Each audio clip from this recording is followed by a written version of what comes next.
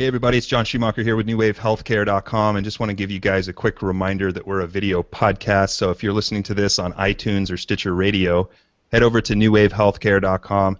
Check out all of our video interviews. We have over 40 there now, from all kinds of different topics, entrepreneurial topics in the healthcare industry. Head over, check it out, NewWaveHealthcare.com. We also link up all of our guests' contact information and any resource we mention during this interview or any of the other ones. So if you're interested and you're engaged in the story, head over, check it out, newwavehealthcare.com.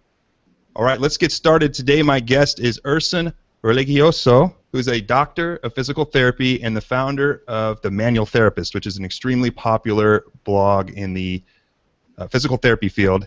And Erson has done some really creative things with his knowledge. He's an expert in physical therapy, in manual therapy, and all kinds of different things within that realm. And he's really packaged it and put it together really creatively in order to help more people on a broad worldwide scale. So if you're a healthcare provider who was looking for some tips on how you could take your knowledge and scale it out to the world, you're going to enjoy this discussion. So Erson, thank you so much for coming on, my friend. Let's have you start off by just sharing a little bit about your personal background, and then we'll jump into the discussion today. Thanks, John. All that practice we had before this, practicing my last name, it really came to fruition. You didn't butcher it, so thank you. Did I nail it or what? Yeah, you nailed it. Even when I got inducted into Spanish Honor Society, they even mispronounced it. So, I'm used to that. But I'm a proud father of 4 girls. I have 4 girls: Sophia, Maya, Amelia, who we call Emmy, and we have a new addition to the family just in February, Layla. So I have 4 girls, and they're 7, 5, 3, and 4 months. We live in Buffalo, New York. My wife is also a physical therapist, but thanks to all my online efforts and my entrepreneurialism, she's a stay-at-home mom, and I'm happy to be able to provide for her.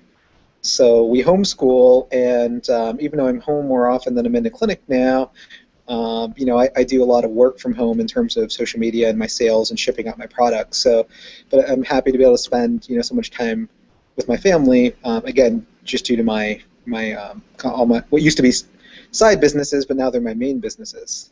Boom. Yeah, due to your awesomeness, basically, right? That's how you're able. I guess so. Yeah.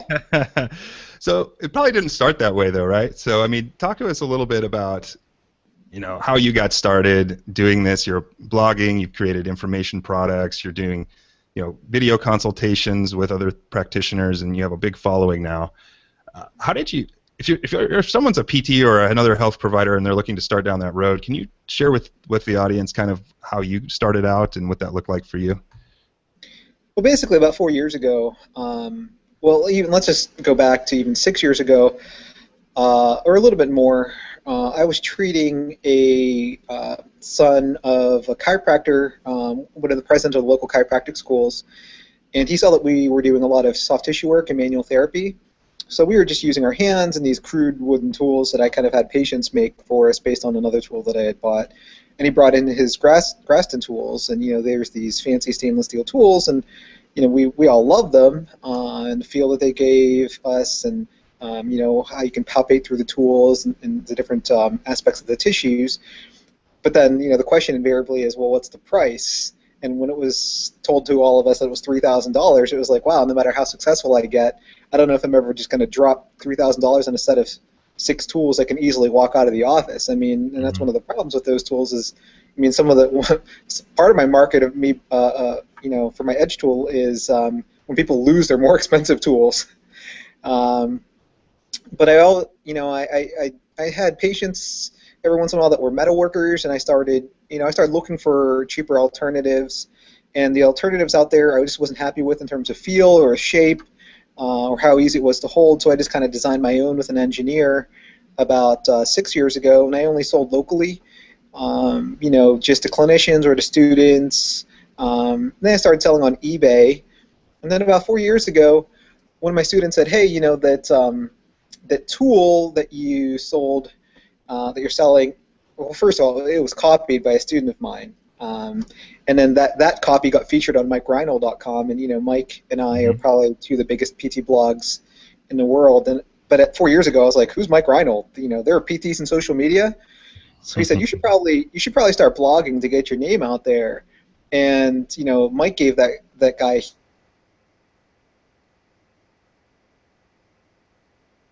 Yep. Hello, Start Erson. blogging because they realized that when you go to hammer.com and you buy a hammer, there's never any need to replace that hammer as long as you take care of it. Right. So originally, my blog, The Manual Therapist, was almost like a commercial, what I thought would be a commercial for my edge tool, and I mentioned it a lot, um, just so people would always have a reason to go back or to share my material. And I started filming more videos, and naturally, I love teaching because at the time I was teaching only locally at 3 PT schools. Then some Mike Reynolds shared a couple of my videos, Charlie Weingroff shared a couple of my videos, and essentially, you know how that works in social media. The more people share, the more exposed you get. And I saw that it was getting me exposure, and more people started buying my products. And um, now I have 10 products and not just one. And due to the blog, the blog became less about the edge tool and more just about my approach, which I call the eclectic approach. And it's just about how all the different hundreds of Con Ed courses that I've taken over the years, how I kind of like amalgamated it into my own approach, which is what most good clinicians do. They take like the best of several approaches and what works for them and kind of into their own clinical algorithm. So now I have teaching gigs all around the world, and only part of that is using my Edge Mobility System products. The rest of it is just how to use repeated motions or different manual therapies, and how to teach the patient to be self-reliant. Right. So that's basically where social media has gotten me, in terms of now I have several products, I have a couple online things, and I learned what works and what doesn't work. Um, Right. how to promote yourself and things like that. Absolutely. So yeah, it's been quite a journey, but you started and you saw you had a problem and started creating products and services to address that. So that's awesome. I mean, how did you start learning this? I mean, did you start taking courses? Did you start finding mentors to help you with this, or did you do it all yourself? Like, what was that process like? Yeah, well, 4 years ago, I mean, there was just a very small online social media community of physical therapists, and I can pretty much recount them all. There might have been 20 or 30 of us on Twitter. Google Plus was just not really nascent. I mean, you could still argue that it pretty much is. I mean, Hangouts is great and everything, but people don't really see it as a social media network. And the only reason why it has millions of people is because you're forced to sign up for it when you buy an Android phone. Right. Um, but yeah, I just my wife I think was blogging at the time, and I just arbitrarily chose Blogger as a platform, and I taught myself. I mean, I've been self-taught in terms of how to use a computer. I used to have an Apple IIe when I was growing up, and I learned BASIC and Logo, and I tried to teach myself like other advanced languages. But I've always been very, very proficient, and I never wanted to pay for myself, or I never wanted to pay for someone else to do this stuff for me. So if I had a problem or I liked the way a certain website was designed, I would basically just Google, like certain snippets of HTML code, and I just learned how to do everything myself. Because certainly WordPress is a lot easier to use from what I hear about Yep. Blogger, but Blogger is self-host. It's hosted by Google, and hosting is free, and all you have to do is pay for a domain. So I'm a very, very big proponent of using Blogger as like not only a blogging platform, but also as like a website platform. That's even one of the services I offer now because I taught myself how to do all that, and now I have at least 5 or 6 websites and so many different social media outlets. Like I actually do consultations for clinicians on how to set up their own blog or how to set up their own website, or I'll do it for you for a fraction of the cost that an IT guy would do. But yeah, I'm all self-taught. Are you outsourcing that, or are you actually physically going in there yourself and creating these websites for these people? Have you put I just do it together a myself. team? You do it yourself. hmm Okay. my younger brother is an artist, and if you need a logo, like all my logos are designed by my younger brother. Yeah. Um, and all I need is art, and I just ask a clinician to provide me with pictures of the staff or text, and then I just kind of put it all together. I mean, it may not look as nice as someone who has like a full team, but I can do it. I can pretty much set up a website over a weekend because I've done so many of them myself. Wow. Very good. You got many talents there. So what's some advice for a health provider or health professional who wants to start getting their advice out there or their knowledge, right? A lot of people in this industry have a lot of important messages, important knowledge to share with people, but aren't sure how to get started. I mean, if you were going to advise them and they asked you, how do I get started? What would you say? Well, I would say you in the least you should have some sort of Twitter account and social and Facebook account and possibly Google Plus, because you never know who's lurking, and it's very, very easy to engage your patients repeatedly over that, because basically, I'm sure as a clinician or any kind of business owner, you've heard people say like they used to either your service as a clinician or they bought a product from someplace, but they don't even know where they got it from, or in terms if you're you see a patient like, oh, I went to a physical therapist and they were even pretty good, but they don't even remember where they went, or they don't even remember that clinician's name. I mean, that's a big problem.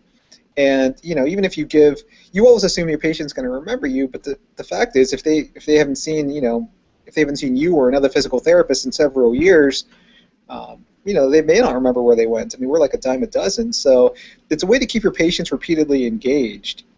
If they follow your Facebook or they follow your Twitter, and if you're always giving them some small little reminders or snippets, on health or how to prevent knee pain or how to prevent back pain, or this study just came out on sleep being important or diet being important. When you keep your patients or your clients repeatedly engaged, they'll remember you, and they're more likely to refer to you.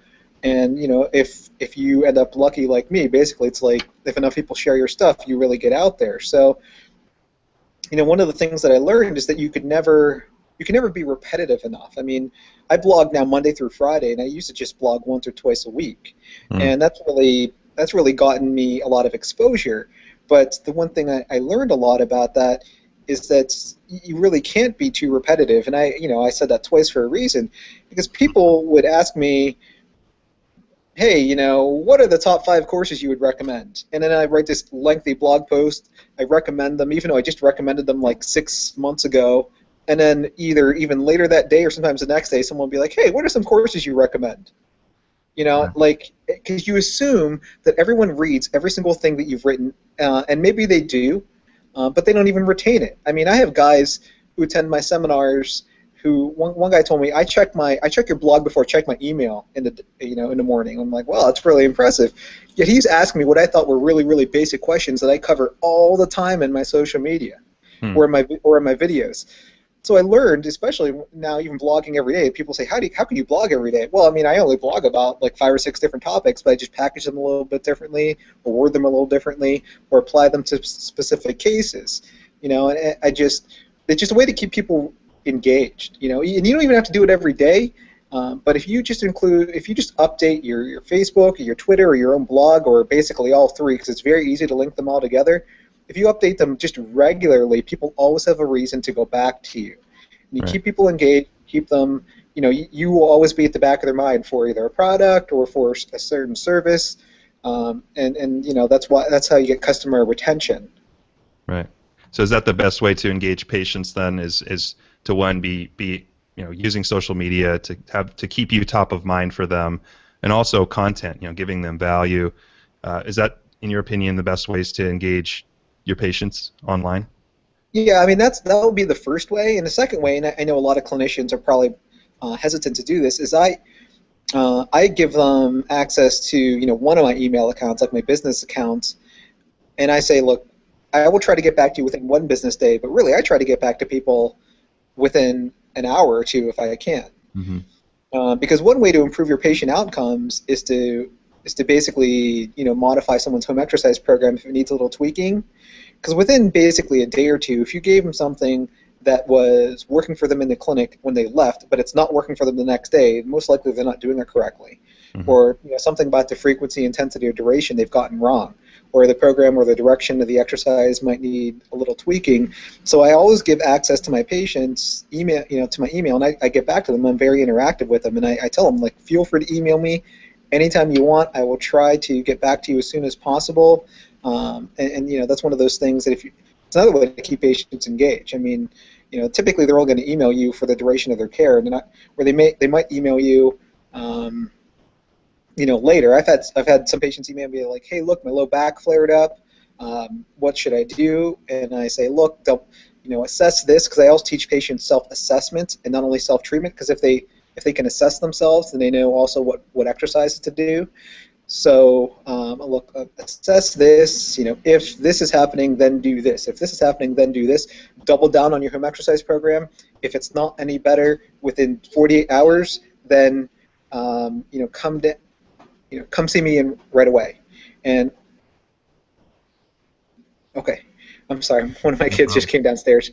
No problem. Um, so, several of them actually are either able to self-treat or they maybe come in and they're like 80% better than they would have been, so it's only one or two visits. And I think people are worried about, giving away visits for free, but the happier your patients are, the more likely they are to refer to you. I mean, Right. when I started my own clinic 4 years ago, which I've recently left and formed a different cash-based clinic. When I started that 4 years ago with one of my business partners, we were getting people better in like 4 to 6 visits, even though I had barely any patients. And some of them I was thinking like, hey, why don't you stick around for some strengthening conditioning? And they're like, no, I feel better, because I was Yeah. worried. I didn't have enough to sustain to feed my family, because my sales were just starting and everything. So, but within 6 months, we actually had a waiting list because people were getting better faster and they saw results. So, I think that you should never be worried about getting people better faster, and part of that is also being readily available as a clinician online through email, text, or what have you. Right. Absolutely. So that sounds great. Yeah, and people appreciate the customer service and how engaged you are in their care. It's just that's amazing. So, do you have any tips for clinicians to use social media more effectively? Yeah, basically, again, you have to post regularly. Hold on a second, honey. Just go upstairs. Please go upstairs. She doesn't know I'm down here. Um, Sorry, I'm not supposed to be in the basement. I'm supposed to be in the bedroom. Yeah, yeah. My daughter started cleaning the basement. So yeah, basically, you need to post regularly, like I said before. But I think you also need to attach what's called a gravatar to your posts. And I think that I see a lot of people with excellent posts, but social media research, and I don't know who's doing this research, but social media research states that if you don't have an attractive picture Yeah. attached to your post, whether it's a tweet or Facebook post or a blog post, people are less likely to click on it. And I'm totally guilty of that as well. Yep. If you see like a picture, like an interesting exercise or something, or picture of a glute muscle or whatever, then they're more likely to click on that. And I think that every blog post or Google Plus post or Facebook post or whatever should have a gravatar. You should also have either an interesting avatar. Some people just have like either their logo, which is fine. I always include a picture of me with like one of my babies, which people just appreciate. It's cute. It's not my professional picture, but that's what I use in my social media. Um, People love those the most. yeah, they You do. get the most Uh, engagement. Yeah. right. Yeah. Another thing that I learned, if you're posting videos, basically you got to keep the videos short. Sometimes I used to write blog posts and feature 3 to 4 videos, and each video is maybe 3 to 4 minutes long. And some of them I had filmed before, and some of them I just filmed for that post. Then you look at your metrics, and you see that the average person, maybe I'll get like 3 or 4 thousand hits, and the average person spends like 1.5 minutes on my site, and I have 3 5-minute videos on there. Yeah. And again, it's something I'm guilty of. If someone posts some kind of viral video online and I watch it, I'm like, this is boring after 10 seconds. That's like I just watched the video for 10 seconds. It's Right. very, very difficult to capture someone's attention when they have like a smartphone, a tablet, and notifications going off on their laptop all at once. And you're trying to engage them with like a 3-minute video. That's just not going to happen. I would say save your time. Make your videos like 30 to 60 seconds long, short and to the point. Same thing with your blog posts. I mean, Twitter is really popular because it's only 140 characters, and people can read your whole tweet, and maybe you include a link to the rest of your blog post or to a longer Google Plus post or something. But even with your blog post, again, keep it so that people won't have to read for more than a minute, because they're just not going to. Right. Absolutely. Yeah. People's attention spans are about this big right now, and like you say, you want to have short little instructional videos, and that fits perfect for a PT, right? I mean, you can do exercise instructions. I mean, that's what I started doing on YouTube, right? Like just 1 minute to 2 minute videos on how to do this or that to make yourself feel better. And some of those, if you do some keyword optimization and SEO, which is not a discussion for today, but you can actually get them ranked pretty good. I have one video that's ranked #1 for sacrum pain, I think, and it's like a self muscle energy technique that you can use around the edge of a corner to kind of loosen things up, and it just went crazy, right? And it's just literally like an iPhone video. So it Right, was right, like an old video that did really well. But yeah, it has to be short, especially if you're doing instructional videos. That's right. just key. As far as And, images. What's that? Oh, I was going to say, I mean, that brings up a great point. I forgot to mention, people always talk about Facebook, Twitter, Google Plus, and just blogging. But I mean, YouTube is probably the Yeah. biggest social media of them all. I mean, it's even formatted almost like a blog, or it's formatted like social media now, as opposed to just a channel with several videos. Like if you open up your YouTube, it's like you have subscription. It's like it flows like a Facebook Yeah. page or like a Twitter page with everyone who you follow or everyone who you subscribe to. And YouTube is basically the number one search engine other than Google for how to do something. Right. You know, Absolutely. Yeah. so if you're not, I mean, every PT is already engaging all their patients live, one-on-one, and you know all the questions that you get, like, hey, what's the best stretch for this, or how do I prevent this? You're already doing that, and you should already be a natural. You may not be a natural in front of the camera, but just pretend like you're talking to a patient, or just get a video waiver, standard video waiver, and have your patient sign it and say, hey, I'm going to use this for educational or promotional purposes. They sign it, and just have someone film the whole interaction that you have between a patient to make it real quick, like this is how to do a clam or glute med exercise, or these are my top 3 glute exercises or something. And people really like that, and if you get searched out, then you can easily link that back to your Twitter, your Facebook, or your blog. You just have to integrate all those different services, and you're going to get hits on all of them. Yeah. And I Absolutely. think you can't forget YouTube, basically. Yeah. Yeah. You got to link them all together. Yeah. So that's yeah, that's perfect. Yeah, I mean, you can use video for so much these days, right? I mean, it's you can use it for, obviously, like you said, testimonials with the waiver. You can use them for exercise demonstrations or technique demonstrations, and they rank so well, right? Like they rank better in search engines than blog posts, even videos. So it's and they But they stand do. out. At least for now, they stand out. I've heard Google's going to start taking the thumbnails away a little bit, so that their ads pop out a little more. But Google's always Oh yeah, tweaking things. But yeah. but yeah, I mean, it's a great tool to use. And like to your point earlier, images, you want to use those in posts. There's a lot of great tools like PicMonkey and Canva out there that you can easily add text in to post. It takes a little bit of extra time, but the engagement is so much better when you Right. can do that. So that's great. Those are good tips. And use some video, use some images in your social media. It takes a little extra time, but once you get a system down, you can knock it out of the park. And it keeps you top of mind, right? Keeps you top of mind for your patients and for other clinicians too. So, what about Google Hangouts, man? I mean, you've used those. We're using that right now, actually, to talk. And you said you've done some work with that through seeing clients, seeing patients, consulting other therapists. What's your experience been with that, and how are you using that to kind of build your business? Right. Well, I offer online mentorship for clinicians, and many clinicians, they ask me questions, but it's easier to engage them one-on-one. So there's one guy in New York City who I'm not only his online mentor, but he'll bring me his difficult cases, and we'll use Google Hangouts while he has his case in the office, and also just like, hey, let's assess this, or maybe I'll educate the patient on certain topics of pain science or directional preference, and then I'll suggest, hey, like our evaluation found this, try these couple of treatment techniques, and then retest their function, and works out, the patient's happy, he's happy because he's getting his patients better. And then I offer the patient, maybe I'll upload a video to YouTube for you later, or you can email if you have any questions. So, I do it for patients or clinicians, and I also use it just for online consultations. So, for telehealth is pretty much, again, it's nascent, but I do it over state lines, even though I'm not supposed to, because I offer it as a consultation service, and sometimes these people just can't find anyone locally that are able to help it. Often there's a simple solution to about 80% of most patients. So, I'll just give them the typical education I would a patient, and I'll have them fill out my intake forms, and we do it as a consultation. So I think it's very, very interactive, and many times the patient doesn't need to be touched. You can either teach them how to self-treat, or you can teach them how to self-assess, and all you need to do is watch them move. And then, I offer several self-treatments in terms of like very McKenzie-based treatments or repeated motion Hmm. type treatments, and again, many times there's just a simple solution.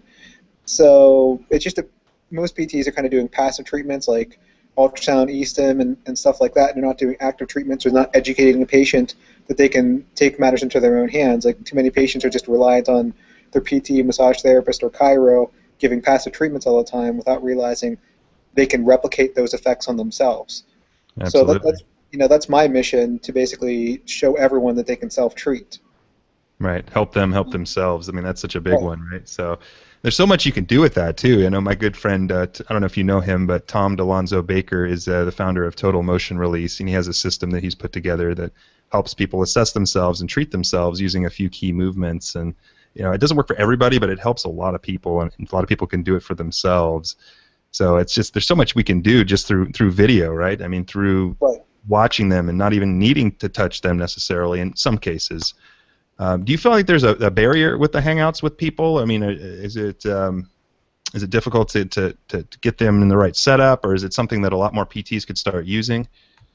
I think a lot of PTs should be doing it. I mean, and if you're worried about the whole state lines things, you can just, again, offer it to your own patients, because now that I'm cash-based, I don't see people 2 or 3 times a week just because my prices are a lot higher. But people are more compliant that way. But I offer, you could even offer your clients locally. Hey, look, again, if you need to program tweak, and you can, whatever, you don't need to do Hangouts. You can do FaceTime, you can do Skype or whatever. I just prefer Hangouts because the one thing about this is, and you know this, John, is that it gets automatically uploaded to your YouTube channel. Right. Yep. So to me, that's my soap note. There you go. That's my record of the interaction. If the patient wants to see it, it's without using a tool that you have to buy, like for Skype. You have to actually download software to do some kind of like screen capture to record the whole interaction. Versus Google just does it automatically. And I like Google Hangouts because there's remote desktop sharing, there's screen sharing. We can watch a video on YouTube together. I could pull up an image or something via screen share. So it's much more. It's a bigger. It's a better tool. Definitely. So, So are you having people sign like waivers and stuff before they come on? Because I mean, some people might be like, well, is that HIPAA compliant doing that with patients? But right. I think HIPAA is meant to protect the patient. So my understanding, and I'm no lawyer or legal person, is that if they sign that it's okay for their information to be transmitted through this, then you're okay. Yeah.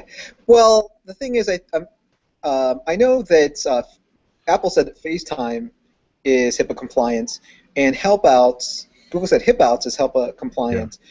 So technically, because HelpOuts is based on Hangouts, I would imagine that it's HIPAA compliant. So I've looked into it legally a couple ways, and in order for any kind of software package to be HIPAA compliant, it has to be encrypted, and there has to be like 2 levels of kind of access and how to get into it. Like someone shouldn't be able to get into your Hangouts unless you invite them or you accidentally make it public. Even when YouTube records it, YouTube previously used to make it public, but now it only makes it public if you make it public. Right.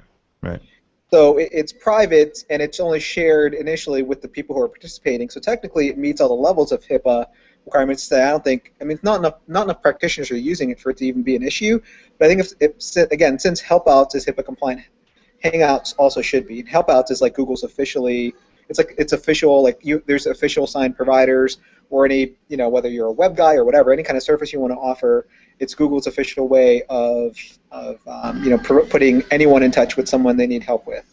Yeah, so. Absolutely.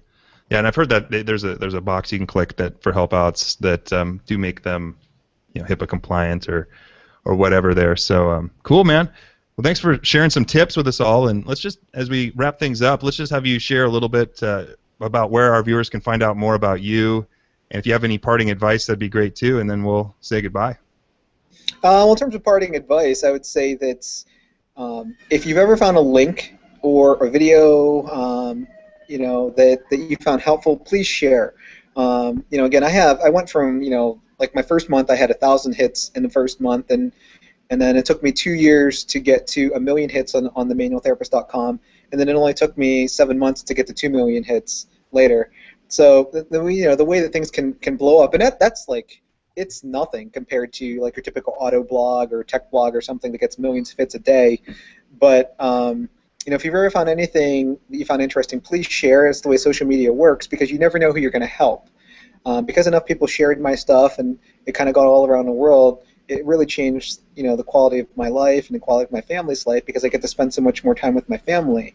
So it's a way of just showing gratitude and just by sharing. So that'd be like my one piece from me. But also to other clinicians, your patients, no matter how memorable you are, your patients are going to forget you. Most patients are going to forget you. So you just can't, social media is like free advertising, and we all know how expensive it is to advertise. So, that's why I'm so. I actually have another blog, Physio Answers for the public, which is much bigger than the manual therapist. And you pick your audience, know your audience, whether it's for patients or for clinicians, or maybe you can have a little page or a blog or an account for both patients or clinicians, depending on what you have to share. So, there's that too. Just know your audience and just post regularly. Use images, use video, and be appreciative of other people's work and share. So, Perfect. if you like what I had to say, you're interested in manual therapy or any of my products, themanualtherapist.com is for clinicians, physioanswers.com is for patients, and all my products can be found on edgemobilitysystem.com. And there's 10 products now for soft tissue mobility, and I have one for stability. So lots of stuff for clinicians, people who are fitness-minded, or anyone who has mobility issues or pain. All right. Sounds good, my friend. Thanks for coming on and sharing some knowledge with us today. We appreciate it.